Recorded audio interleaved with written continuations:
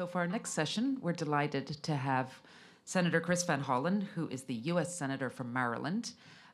He has in his second term as the U.S. Senate, and he serves on the Senate Committee on Appropriations, including the Senate and Foreign Operations Subcommittee, as well as the Committees on Foreign Relations, Budget and Banking, Housing and Public Affairs. And in conversation with him, we have Aspen Security Forum regular, Mr. Nick Schifrin, who's the Foreign Affairs and Defense Correspondent for PBS NewsHour. Please join me in welcoming them to the stage. Thank you. Thanks so much, everyone, for being here. It's great to see so many familiar faces. It's a bummer we have to wear ties at Aspen, but I think because we're in D.C. with a beautiful view, wow. It's a real pleasure, Senator, to have you here, and I'll jump in. I think we'll probably do a tour around the world in the next 20 minutes or so, and I'll try and save just a couple minutes at the end of our 30-minute conversation for questions. We'll do Gaza, we'll do China, we'll do Ukraine, Sudan, and perhaps some wild cards. So let me start on Gaza. This week you wrote an op-ed in the Washington Post whose first sentence was, "Nothing will haunt President Joe Biden's foreign policy legacy as much as his failed policies in the Middle East." You called on the president to do a few things. One, sanction far-right members of Benjamin Netanyahu's government. Number two, declare the Israeli government has arbitrarily blocked U.S. aid, therefore kicking in a U.S. law that would require at least the pausing of arms sales to Israel. And three, the U.S. recognize an independent state of Palestine. Why do you recommend those steps when you know that all three would quickly be reversed by the Trump administration? So first, it's great to be with you. And thank you, Neve, and the Aspen Security Forum for hosting us. I'm glad you started with the op-ed I wrote. I'm also glad we're going to be talking about other parts of the world because I do think President Biden as an administration have done a good job in other parts of the world. But I do believe that when it comes to Gaza and the Middle East, that the president has failed to effectively use American leverage to accomplish his own stated goals, which include providing humanitarian assistance and making sure it's not blocked, which include making sure U.S. weapons are used in accordance with international humanitarian law, which include a ceasefire and a return of the hostages. So I think it is important that even in these final days that the president takes some of these actions. Some could be reversed by the Trump administration and may well be reversed. But I think it's important to send a message to the region, both to our Israeli partners as well as to Palestinians and others of the region. I just came from a gathering earlier today between the Senate Foreign Relations Committee and King Abdullah of Jordan, where we talked about these things, that when it comes to being serious about a two-state solution, that if we're going to keep saying those words and not have people hear them as just an excuse for doing nothing year after year, that we have to take that action. And the most important of the actions I mentioned was to recognize a Palestinian state. I made it clear that it would be contingent on the Palestinian Authority changing its prisoner payment law, which, by the way, they've already drafted legislation that meets the requirements of U.S. law. So again, that action, it could be reversed by the Trump administration, but I will say the Trump administration did a lot of things on the way out the door that actually the Biden administration did not reverse, which in my view they should have reversed. And in fact, Trump officials at the time were very blatant, saying that they hoped the Biden administration or their last-minute moves would shackle the Biden administration and force them into those policies in those last few weeks. And if you look at a number of actions they took with respect to the West Bank and Israel in their final weeks, and I'm talking about Trump 1 administration, they put in place a number of mechanisms, which some of which the Biden administration has not reversed to this day, even though they said earlier in the administration, at least communicated to many of us that they would. You used a phrase in the first answer, send a message. Perhaps this question would have been more relevant 6 months ago, but I think it's still relevant. On the arms sales, do you want the United States to send a message to Israel, or do you want the U.S. to pause arms sales enough to actually affect Israel's readiness to wage the war, the ongoing war in Gaza? What I want to do is to make sure that the transfer of U.S. weapons are done in accordance with U.S. law. We have a number of laws on the books. 620I of the Foreign Assistance Act says that we should not be transferring offensive military assistance, so this doesn't include Iron Dome or defensive systems. We should not be transferring them to any country that is not facilitating and is not arbitrarily restricting the delivery of humanitarian assistance. I was just in many briefings where we know, especially today in northern Gaza, there's essentially a complete cutoff of delivery of humanitarian assistance. That is a clear violation of U.S. law. So we're asking that we pause until the Netanyahu government come into compliance with U.S. law. This is a minimum requirement, right? We put all sorts of limitations and restrictions on U.S. security assistance to countries all over the world. To Egypt, we don't send our most advanced F-35 fighters to Turkey, a NATO ally. So there are lots of restrictions that we have. And what I'm talking about is baseline law that's supposed to be universally applicable to everybody, friend and foe alike. And I do believe we significantly undermine our credibility and create a double standard that it's exploited by our adversaries when we don't uniformly apply U.S. law. And finally, on this issue, do you believe that taking these steps would actually create behavior change by the Netanyahu government?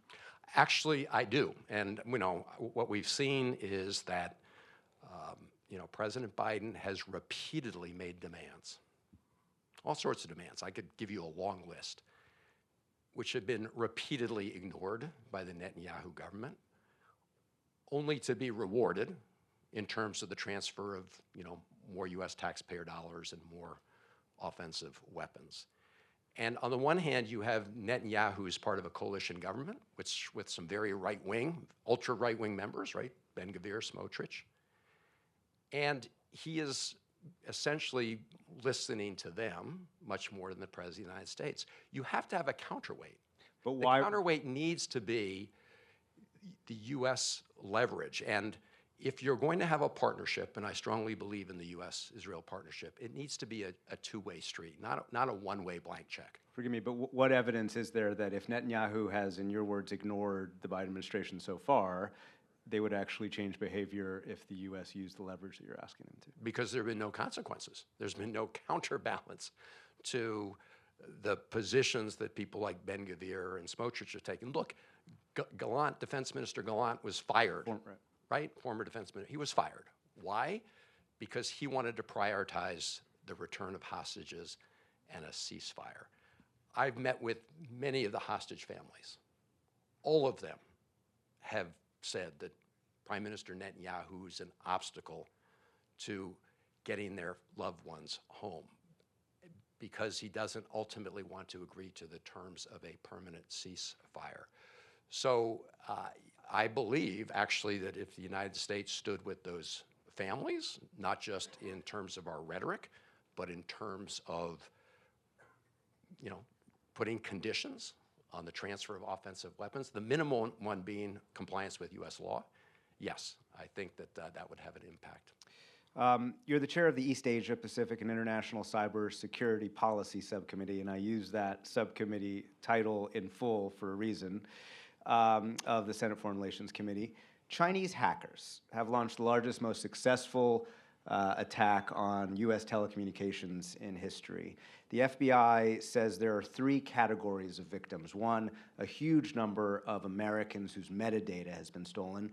2, a small number of Americans on the Hill, in presidential campaigns over the last few months, whose audio calls have actually been successfully intercepted. And 3, the portal that law enforcement uses to submit court orders to those telecommunications and internet service providers. So those are the 3 categories of victims. My first question to you is, do you know, in the first category, how many Americans' metadata has been stolen? I do not. And as we very briefly discussed, I'm heading from this forum to a briefing for all members of the Senate from the Director of National Intelligence and other U.S. intelligence officials, where I hope to get some answers to those questions, all 3 categories of those questions. Obviously, it's incredibly alarming to see hack of this scope and this scale. And so lots of questions to be answered. One of the big questions that we had when a senior FBI official briefed journalists yesterday and a senior CISA official, the Cybersecurity Infrastructure Security Agency, I think I got that right yesterday, was the FBI admitted they've been investigating this for 6-7 months. Maybe this is a question you'll ask in the next couple hours. But just in general, can you give us any insight into how it is that the FBI could investigating this for 6 months and they admit that, quote, "We cannot say with certainty the adversary is evicted. We're still figuring out how deeply they've penetrated." I guess one question is, how alarming is that to you? Or two, how can that possibly happen that after 6 months, the U.S. still doesn't even know the extent of penetration of Chinese hackers into telecommunication systems? Well, you're right. This will be a question for the briefers because, I mean, you just laid out the question, which is, you know, what do you know and what do you not know? Because it's what you don't know, obviously, that's alarming. If you don't know the scale, if you don't know the scope of what kind of penetration there's been. I mean, I have seen the public reporting on this so far. It does appear, at least from the public reporting, that people who were using encrypted message things like WhatsApp or Signal were protected. Yeah. That's been the public reporting. So there's some things that we apparently do know. My understanding is we also know, and again from reporting that you and others have done, that they were not able to actually hack into the process of listening in on wiretapping. But again, obviously it's very alarming to know that this level of penetration was successful. A topic that you've worked on and Aspen has worked on. This week, China banned exports of critical minerals, gallium, germanium, and antimony to the U.S., saying that they specifically have defense industry applications. It came one day after the U.S. expanded its export controls on semiconductor companies, added 140 semiconductor companies. You've worked on this. Do you believe that the administration's efforts to block technology and critical minerals to China has actually worked and prevented China from taking the steps that the U.S. has hoped it doesn't? I do. I do believe that while we're obviously in a technology race, the reality has been that the most advanced U.S. semiconductors are more advanced than Chinese semiconductors. And therefore, I've strongly supported the Biden administration's policy of what they call small garden, high walls, which is you target really the crown jewels of U.S. technology, those that can be used for military purposes. And I do think the evidence suggests that it's having an impact. And in fact, China's actions and their words have indicated that they are worried that it is cramping their technology. They claim it's aimed at their economy broadly, not at their military sector, but that is why we have targeted these, you know, in the way we have. And to the other part of the question you're opening, it is important that we develop more secure supply chains. Because our supply chains are vulnerable, but we're also vulnerable to China, Beijing taking a step like they did yesterday, right, of actually blocking the very minerals that we need too. Well, that's exactly right, which is why, you know, part of why President Biden is in Angola right now is to try to develop more secure supply chains from the DRC to Angola using the new corridor. Let's look at let's go from China to Ukraine with a connection between the two. Last week, very publicly, the commander of Indo-Pacific Command, Admiral Paparo, said that the number of weapons going to and being used by Ukraine and Israel, mostly Ukraine, was beginning to affect the readiness, in his mind, of his plans in the Indo-Pacific, including Taiwan. I interviewed the Taiwanese president, former Taiwanese president, Tsai Ing-wen, over the weekend, and I asked her that question specifically. Do you fear that U.S. support for Ukraine is affecting U.S. support for Taiwan? And it was very, very interesting. She said, it is okay that the U.S. is rushing weapons that could go to us instead to Ukraine right now because Ukraine needs them now, and in her words, quote, we have time. And she stopped and kind of the audience dramatically paused and she said, we have time, they don't. Do you agree? I agree with her that the priority needs to be making sure that the people of Ukraine have the weapons they need to defend themselves against Putin's aggression, which is why the president has been so focused on that. It's why the president just announced another round of military assistance to Ukraine. And it's a perfect example of why that support is, number one, important to defend Ukraine against Putin's aggression, but also this is about much more than Ukraine. The fact that you have the former president of Taiwan making that statement means that she clearly recognizes very well, better than any of us, that Putin has one eye on Taiwan and the other eye on what's happening in Ukraine. And if the message coming out of Ukraine is that the United States and our allies are going to throw the Ukrainians under the bus, that would send a very bad message, not just to our NATO allies, but to our friends and allies and partners in East Asia. That's exactly what she was communicating, I believe, through that statement. And again, just to put a point on it, that's what you believe, even if it affects readiness for U.S. plans to help Taiwan or respond to a contingency when it comes to the Taiwan Strait. Well, I shared the concerns that was made by the head of the Indo-Pacific Command about the drain on U.S. resources. We've seen a huge diversion of U.S. military assets to the Middle East over the last now 14 months. Aircraft carriers moved from the Indo-Pacific, submarines, other resources. So all the more reason, in my view, to get a ceasefire and return of the hostages right away. But to her fundamental point, which is that if Putin is seen as successful in accomplishing his goals in Ukraine, that will clearly undermine the security of Taiwan and other partners in the Indo-Pacific. And do you agree in general with Paparo's assessment? This is something that the Biden administration has denied for a few years now, that ultimately the way the U.S. is helping Ukraine, and you rightly point out Israel, is affecting readiness in the Indo-Pacific. Look, you have a limited number of resources overall. You have to decide how to allocate them. I support allocating them to defend Ukraine for the reasons the former president said, and I also supported our partnership with Israel. Again, my big issue when it comes to the Netanyahu government has been compliance with U.S. law and the president's unfortunate failure to successfully use U.S. leverage to achieve our own stated goals. On Ukraine, the incoming Ukraine envoy, I think that's what President-elect Trump has called him, General Keith Kellogg, former Vice President Pence's national security advisor, someone who's been close to Trump for a while, now the Ukraine special envoy. He wrote a plan earlier this year about Ukraine, makes 3 key recommendations. 1, continue to arm Ukraine, but say further aid requires peace talks, essentially using U.S. aid as leverage. Number 2, offer Russia to delay Ukrainian membership of NATO, but also offer Russia limited sanctions relief to get them to the table, and then bigger sanction relief if they actually sign a peace deal. And 3, offer long-term security architecture, that's his words, architecture for Ukraine's defense. Now, it's always dangerous because we don't know what President Trump's, when he becomes president, Trump's policy will be, but this is Keith Kellogg's policy.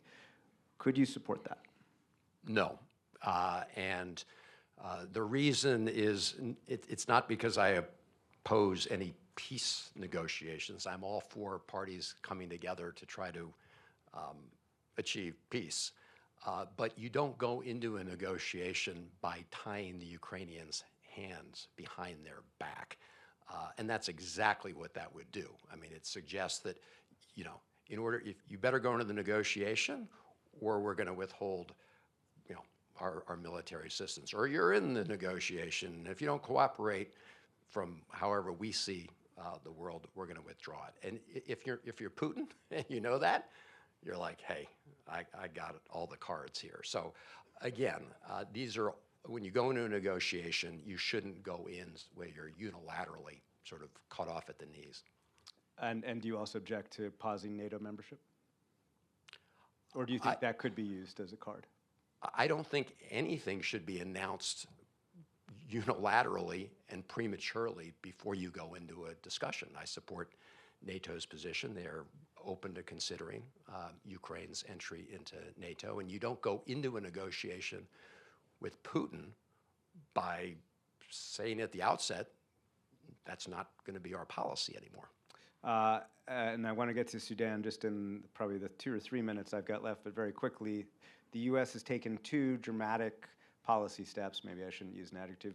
The U.S. has taken 2 policy steps with Ukraine that the first one, many people have been calling for, the use of ATACMS inside Russia, which is now being allowed with some limits in the sense that they're supposed to target North Korean soldiers or related command and control or ammunition in the Kursk region inside Russia that Ukraine still holds. The second step they've taken is to send Ukraine anti-personnel landmines with the intention of allowing Ukraine to essentially do what Russia did a year and a half ago, mine the front to help Ukraine's defenses. And this obviously comes as there's a big question of whether President Trump will support Ukraine.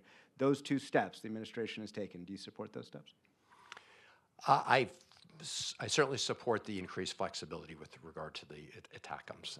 I think that was the right move. It's one that I, along with colleagues on a bipartisan basis, encouraged to be able to hit some of the military targets that were being used as the base for targeting Ukrainian forces. With respect to the anti-personnel mines, I have really serious concerns about it. I haven't had a full briefing on the military utility of that. What I do know, if you look at places around the world right now, you have many kids without legs because of anti-personnel mines. So this is obviously a tough question. It's why the administration didn't do it earlier on. This debate has been The going on almost Russians, all as year. you know, the Russians have, as you said, used those mines to try to prevent the Ukrainians from advancing. But I will say that one troubles me. Troubles you. It sounds like you're not coming out against it. It just sounds like you want more information, or you are coming out against it. I do want more information. My inclination is to, my gut has been that this is not in the long-term interests of the United States, but I'm open to hearing a counter-argument, which I've not fully received. All right, quick last one on Sudan, and then we can get one question from the audience. You've called on the U.S. to halt weapons sales to the United Arab Emirates until the U.S. can confirm that the UAE is not supplying the RSF, the Rapid Support Forces, the paramilitary group that is fighting the Sudanese government, the Sudanese armed forces. It has been widely reported that the UAE is flying weapons into the RSF, but the U.S. government has never said it is. Do you believe the UAE is supporting the RSF? And do you think the UAE would change its behavior if the U.S. used the leverage that you want it to use?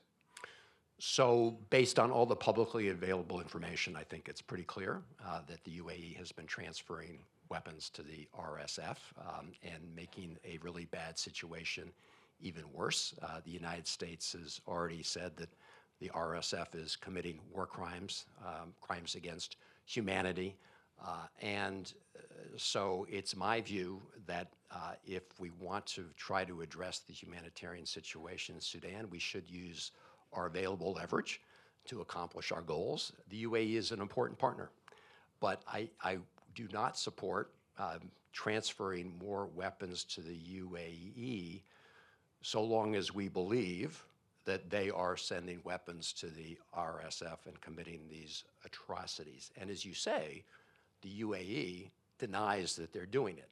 So what I have said, along with Sarah Jacobs, Congresswoman Jacobs in the House, is that we should not proceed with this noticed arms sale to the UAE until the president can inform the Congress that he has credible assurances from the UAE that they're not doing this. Now, I'm sure they're getting assurances because actually the UAE representatives have told me to my face that they're not doing this. So the question is on the credibility, and I do think that the administration could use this as leverage effectively to stop the transfer of weapons to the RSF. Neve, you want to? Yeah, great. Thank you so much. We have time for one question from the audience, please. Yeah, right there. Seth Telecki in the second row, please. Thank you, Neve. Senator, Sorry, Seth, can you just identify yourself first? I'm an Army officer currently stationed in Korea, but that's not what my question is going to be about. Uh, So over the past decade, we've seen the U.S. withdraw from Afghanistan, the Taliban come in.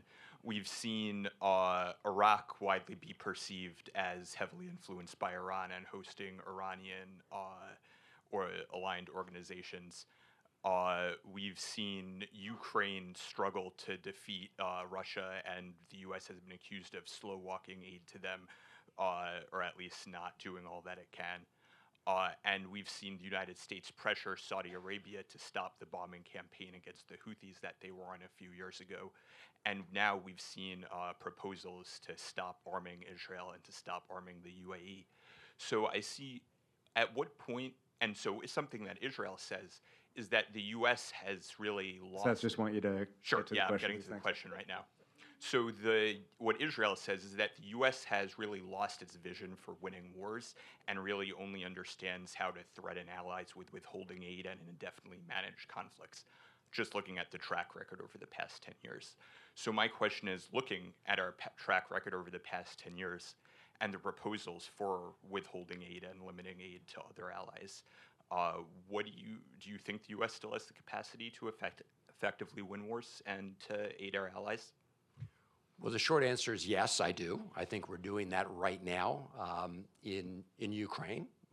My big concern is the incoming administration will not do that. They've been pretty clear, the former president's been pretty clear that he's not committed to Ukraine's defense. I think that would be a big problem. With respect to the situation right now in Israel, as I've been very clear, I mean, the United States has been a partner with Israel. We've provided them billions and billions of dollars of weapons. That is why they are the superpower in the region right now, in addition to being a nuclear power.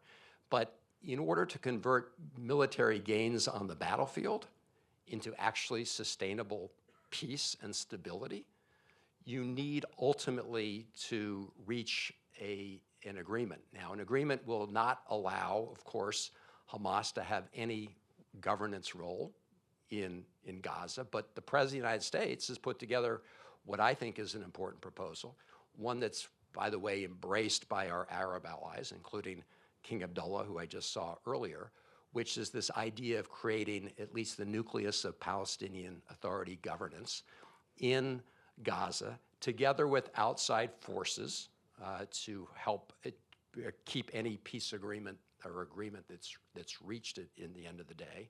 Obviously, the return of the hostages has got to be part of this. But you also have to have a vision for long-term peace and security and dignity for all peoples in the region. And you're not going to resolve the Palestinian-Israel conflict by military means alone. And the best people to cite about this are actually Israeli defense leaders and former prime ministers of Israel who've recognized that if you want a sustainable peace, you need security and dignity for both peoples. And in order to do that, I strongly believe we need a two-state solution. The problem is the United States has mouthed those words, but we've actually never been serious about addressing the expansion of settlements throughout the West Bank, making a two-state solution much harder. And now you have an Israeli government with people like Smotrich and Ben-Gvir who are cheering the fact that Donald Trump was just elected because they believe he and people like his nominee, Ambassador Huckabee, will support a greater Israel, essentially Israeli annexation of the West Bank. That is a recipe for continued conflict. And so my view is the United States should be investing some of our own leverage and influence in actually being serious about what we've said is our policy since George W. Bush's administration, which is a two-state solution, rather than just saying those words and ignoring ongoing actions which make that option impossible. So the bottom line is you have to convert military gains into politically sustainable solutions. The President of the United States has put that idea on the table. My complaint is that he's not effectively utilized American leverage, even before the Gaza war, to accomplish that goal. Thank you so much, Senator Van Hollen. I know you're dashing back up for votes. It's been great to have you. Thank you, Nick. Thank you very much.